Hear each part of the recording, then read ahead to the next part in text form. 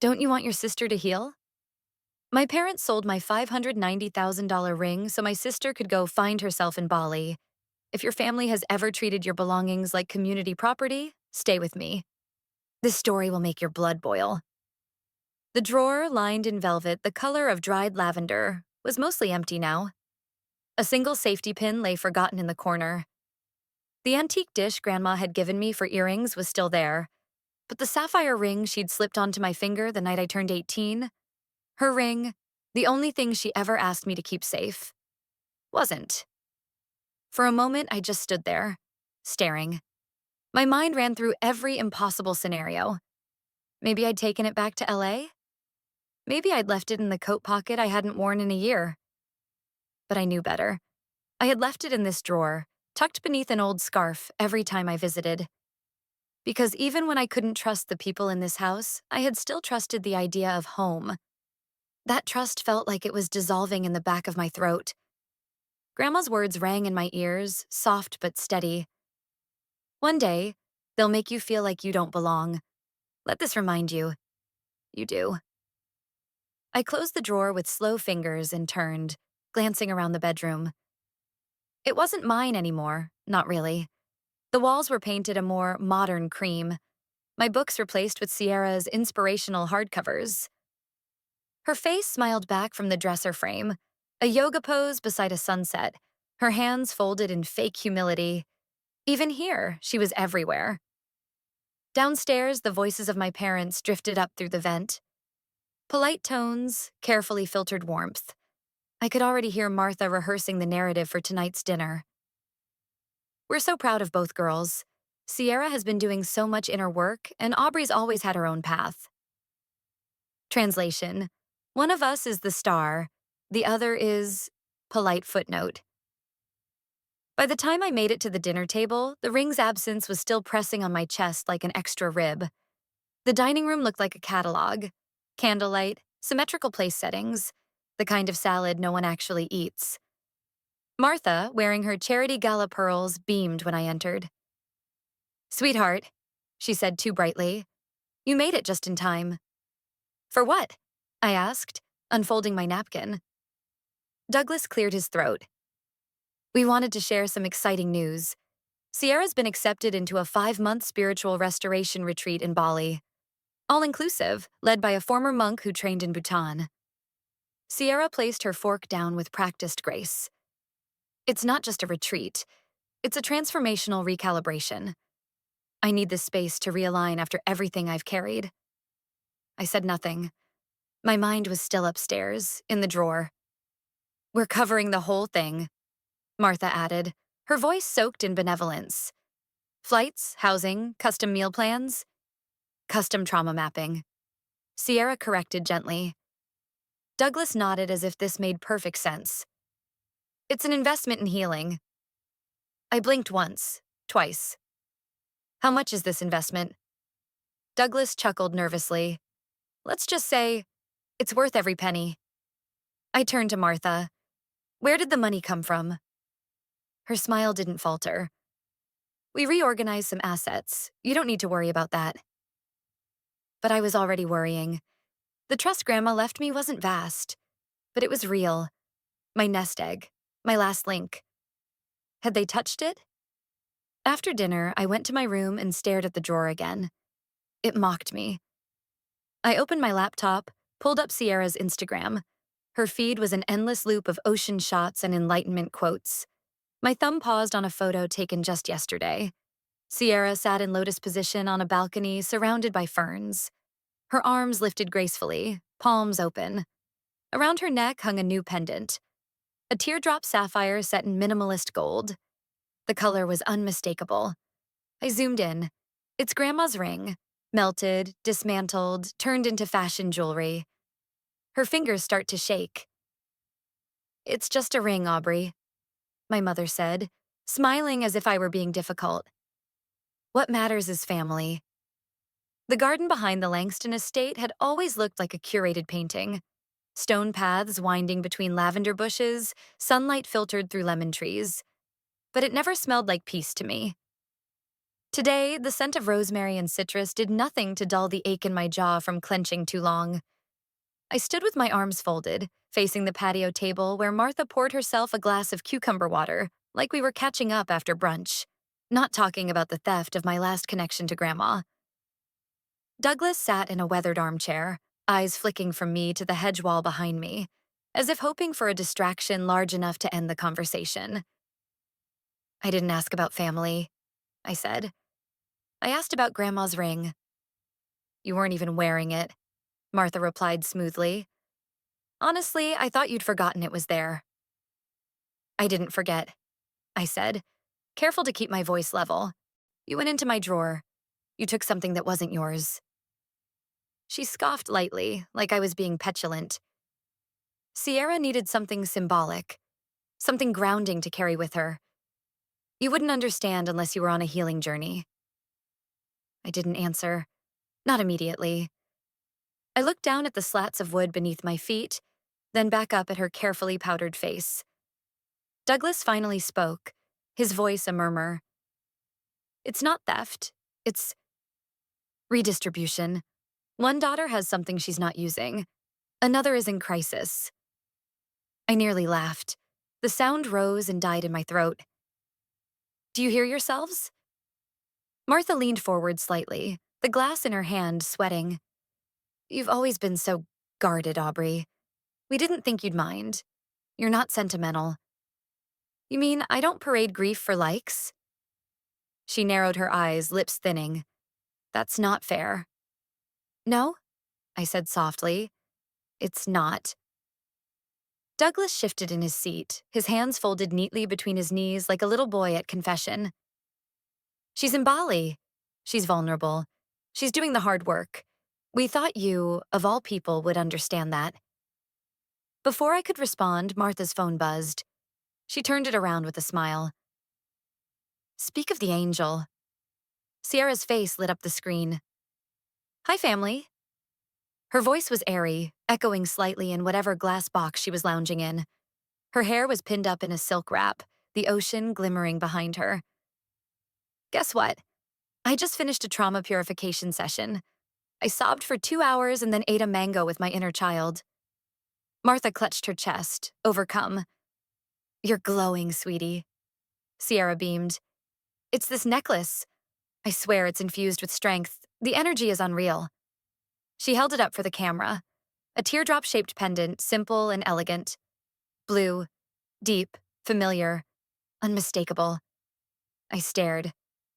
I love you all so much, Sierra gushed. Even you, Obs. I know you're, private and stuff, but I feel your love in subtle ways. I ended the call. Martha's lips parted in protest. Aubrey, don't, I said. Not another word. She stood, wrapping her cardigan tighter around her. Don't you want your sister to heal? No, I said. I want her to be held accountable. That stunned them both into silence. Later that night, after I closed the bedroom door and double-locked it, not that it ever mattered, I opened my laptop and logged into the old bank portal Grandma had helped me set up when I turned 25. My trust fund. She'd made me promise not to touch it until I needed something I couldn't walk away from. The page loaded slowly. I blinked against the screen. Available balance, $0, 0 cents. I clicked for the history. 3 weeks ago, before I even returned for this visit, a withdrawal had been made. Amount, $590,000. Recipient, wire transfer. Internal beneficiary. Authorized by Aubrey Langston. I stared at the signature block. It looked like mine. But I hadn't touched that account in 2 years. That night, Aubrey opened her old bank portal. The trust fund Grandma left her is empty. A withdrawal of $590,000 was made 3 weeks ago, with a forged signature. I didn't scream. I didn't demand answers. I called Lena Kim. The moment the forged withdrawal confirmed what I already knew, I closed the browser, shut the laptop, and let the stillness in my apartment absorb me. No outbursts, no pacing, no desperate texts or middle-of-the-night confrontations. Instead, I reached for my wallet, pulled out the worn envelope I'd carried for a decade, and reread Grandma's letter for the 100th time. If they ever tried to erase you, remember? I didn't forget you. By morning, I was on the train back to LA. The Langston estate faded in the rear view like a stage set, flawless from the audience, hollow from behind the curtain. My apartment downtown wasn't glamorous. Minimalist, yes. Concrete walls, steel fixtures, secondhand bookshelf packed with contract law books and yellowing poetry. But it was mine. It didn't lie to me. Lena's office sat across town in a converted Art Deco building with tinted glass and vertical brass handles. Her name was etched in clean serif on a frosted panel, Kim Legal. Beneath it, smaller letters, Trust, Estate, Silence. She buzzed me in before I knocked. I was expecting you. Am I that predictable? Number but betrayal is. She was in charcoal gray suiting, sleeves pushed up, eyes scanning me like she could measure stress in millimeters. I handed her a folder. Inside, a printout of Sierra's Bali necklace photo, a screenshot of the bank transaction, and a PDF export of the last communication I'd had with Grandma's estate lawyer from 5 years ago. Lena flipped through the pages silently, her finger pausing on Sierra's smug face mid-Instagram glow. Cute necklace. It was a ring. She turned to the bank transfer. Forgery? I nodded. Not even subtle. They thought I'd never check. She set the papers aside and opened her laptop. What's the play? Property, I said. I want to know what's still mine. An hour later, Lena leaned back and swore under her breath. Well, there it is. There what is. She turned the screen. Your Uncle Gerald, God rest his dyslexic soul, left the Langston estate in trust to his niece in a document drafted before Sierra was born. The will was updated, but the trust wasn't revoked. That makes it active. My heart didn't jump. It just shifted weight. And who is the niece? She smiled. Legally? You. Not Sierra. Not your parents. You. A strange sense of quiet washed over me. Not relief, not triumph, just clarity. For the first time in years, something was simple. We'll file a notice of beneficial ownership today, Lena said. The trust never lapsed. It's still in county record. They thought it was ceremonial, but it's enforceable. And the forged withdrawal? Felony, if we push it. But let's start with leverage. Later that night, I sat at my kitchen table, uploading a dossier to an encrypted server. It included financial statements showing my depleted trust, Sierra's trip invoices from her LLC, and archived blog posts where she claimed all her retreats were crowdfunded by supporters. It also included photos, her flaunting the necklace, the bank transaction, and a flyer from her upcoming paid workshop titled, Abundance is Not a Sin. I sent it with no signature to a blogger who ran a site called Healing or Hustle. They'd covered fake wellness programs, cult-light yoga circles, and spiritual scams for years. Sierra fit right in. 2 hours later, I got a reply. Subject: We need to talk message. This is a 3-part series. It drops starting November 20th. The finale goes live on November 25th. Thanks for the story of the year. Martha's 60th birthday. Of course it was. The next morning, Lena slid a manila envelope across her desk. These are formal eviction documents. You'll need them when we make it public. I stared at the seal. Happy early inheritance, she says. They expected me to be polite. I brought paperwork instead. The ballroom shimmered with curated warmth, gold uplighting on white linens, soft jazz echoing through crystal glasses, and platters of hors d'oeuvres circulating on silent trays. Langston Estate hadn't looked this pristine in years. It was Martha's night, and she made sure every detail reflected that truth. The chandelier had been restrung. Even the roses were imported, white-tipped with blush, bred to resemble the ones from her wedding photos. I stood near the back wall, next to a fig tree in a lacquered planter, watching her work the room. She had always been brilliant at this. Effortless social choreography. Her laughter was just loud enough to suggest authenticity. Her eye contact lingered just long enough to feel intimate. Every guest left conversations with her feeling a little more important than they were. Douglas loitered near the open bar, half a whiskey gone and looking like he was waiting for someone to tell him when to breathe. I caught his eye briefly. He looked away. Sierra made her entrance 20 minutes late, perfectly timed. Tan deeper than her foundation, hair down in loose waves, draped in ivory silk that moved like mist around her. Her smile was calibrated, serene, enlightened. She kissed Martha's cheek, then raised her hand to show off the necklace.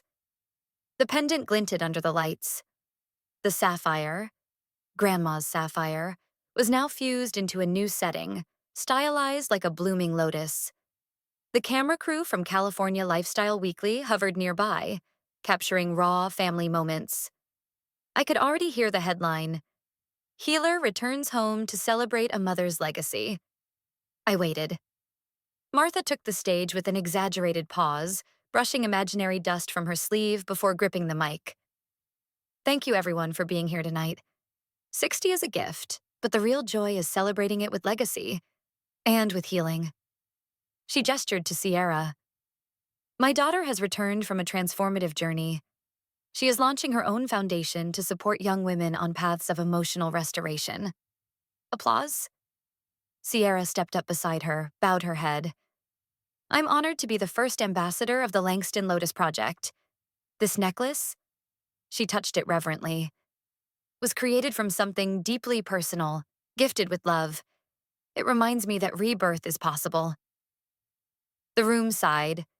Then phones began to buzz. Not one, dozens. A ripple moved through the room like a gust of wind breaking through glass. Screens lit up. Murmurs sharpened. One woman in the front row turned her phone toward her date. Another gasped audibly. Someone read aloud, "The price of healing. How a $590,000 ring funded a lie." Sierra blinked. Martha leaned toward the mic. I don't know what that is." I stepped forward.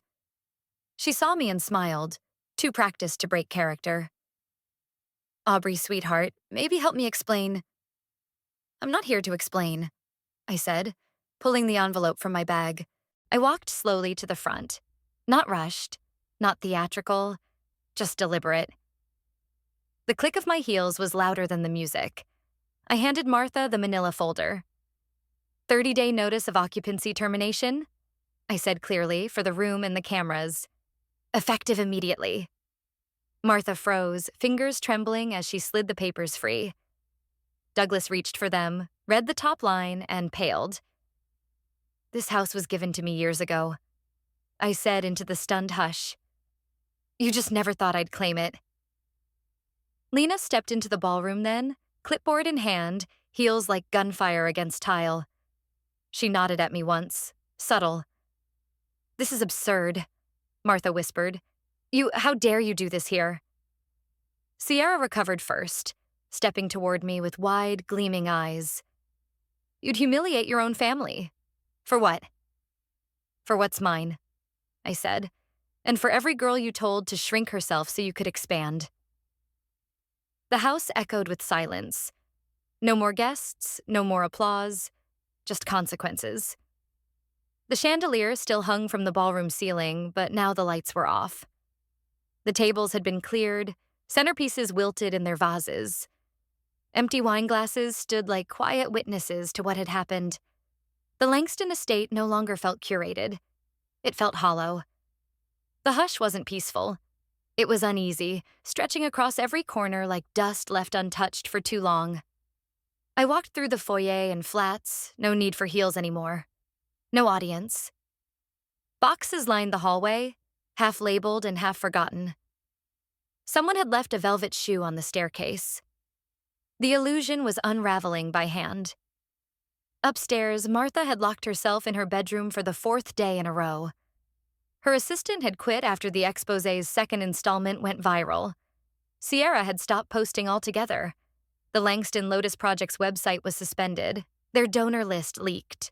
Influencers who once tagged her now quietly deleted their collabs.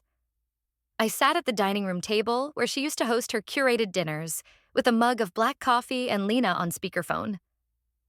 She signed the release. Lena said, "The shelter will take full possession in mid-January." I nodded even though she couldn't see me. "And the transitional housing plan?" "Already in motion. They're partnering with a local org for trauma-informed services. You're not just giving away a house, Aubrey. You're building a cornerstone." That word settled in my chest. Cornerstone. Not revenge. Not inheritance. Something foundational. I was still holding the phone when Martha knocked on the kitchen door. I didn't move. She let herself in. Her hair was pulled back too tightly, her lipstick uneven. For once, she looked like a real person and not a persona. She held a worn manila envelope. "I found some old cards you made me," she said. "When you were little, you used to love Mother's Day." I looked at her, waiting. "I raised you," she said. "You owe us more than this." I set the mug down. "You took what wasn't yours." "You don't know what it's like to be a parent," she snapped. "No," I said, "but I know what it's like to be your daughter." She flinched. "I thought we were doing the right thing," she murmured. "Sierra needed support."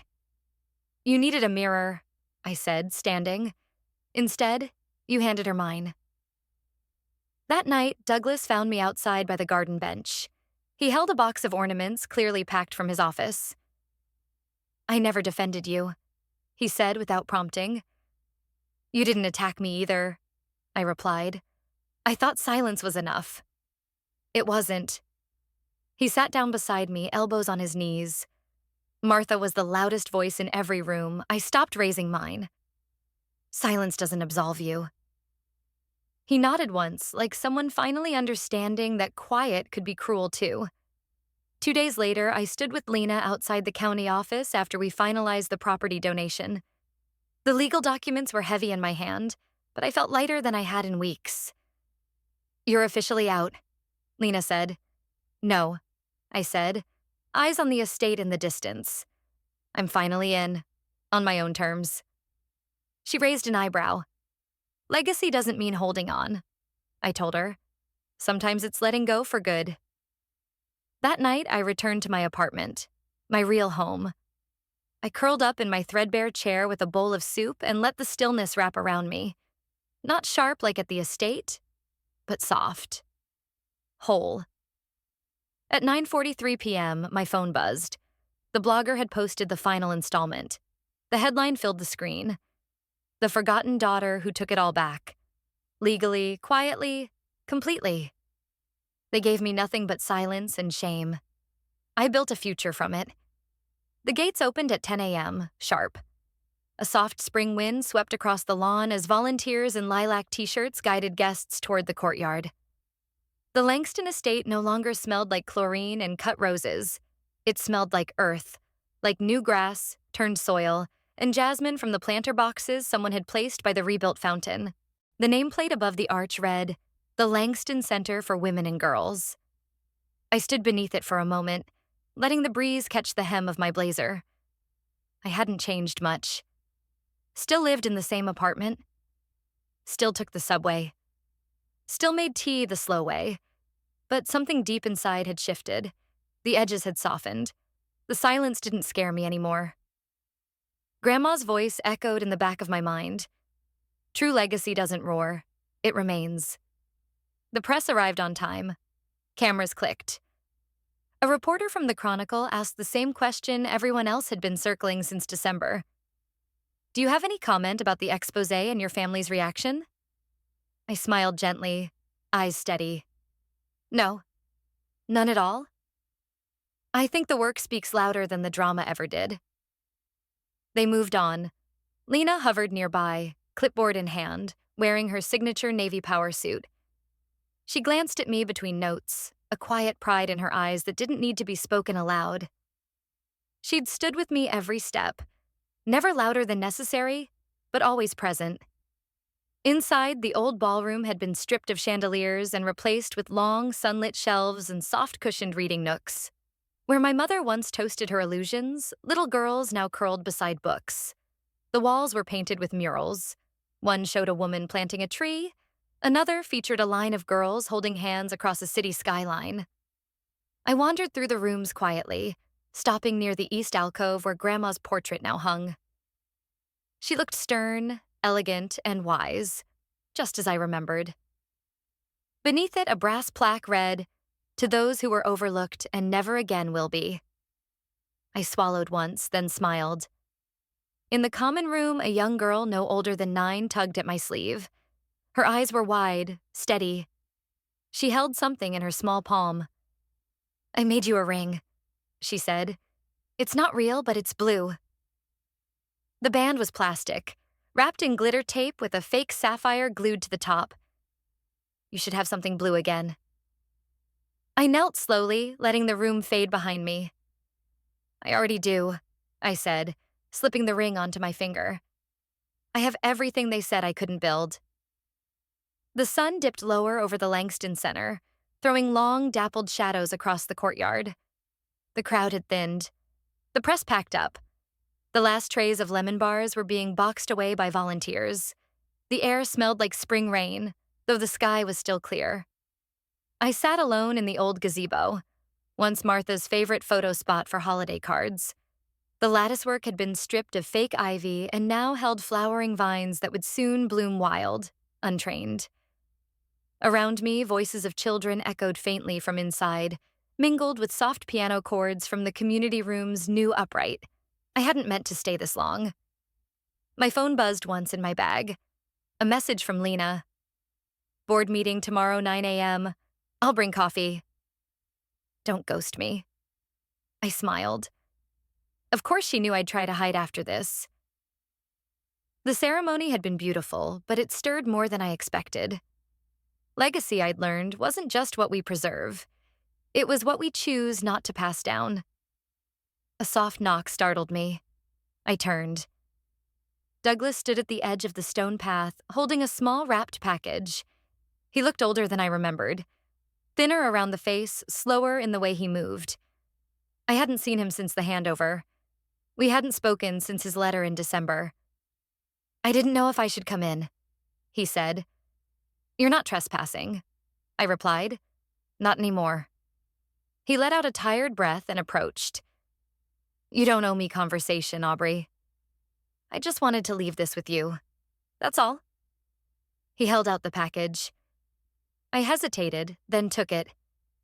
Inside was a black velvet box, worn at the edges, like it had been forgotten at the back of a drawer. I opened it slowly. A small, chipped ceramic figure of a girl holding a book, one of the ones Grandma used to keep on her bedroom windowsill. I recognized it immediately. "I found it in the attic after the moving trucks came," Douglas said. "Wrapped in a quilt your mom made in college. The quilt's gone, molded, but I thought she would have wanted you to have this." He sat down across from me, not waiting for permission. "You were always quiet," he said after a moment. I think I mistook that for resilience. Or indifference. Maybe both. "I was waiting," I said, "for someone to see it. I see it now." We sat in silence. "I didn't come to fix anything," he added. "I don't think I can, but I've started volunteering at a mentoring group downtown. For dads who didn't get it right the first time." "That's a start." He nodded. "Do you know where they are?" I asked. I didn't need to clarify. He knew I meant Martha and Sierra. "Martha's living in Napa with a cousin. She told a magazine she's on a sabbatical for spiritual retreat. Sierra's off social media. I think she's working at a wellness farm in Oregon, digging holes, ironically." I smiled faintly. "I hope she finds something real to plant." Douglas stood, and for a second, I saw the man he used to be. The one from old birthday videos. The one who taught me how to ride a bike before he forgot I existed unless Martha reminded him. "I'm proud of you," he said. This time I didn't flinch. "Thank you."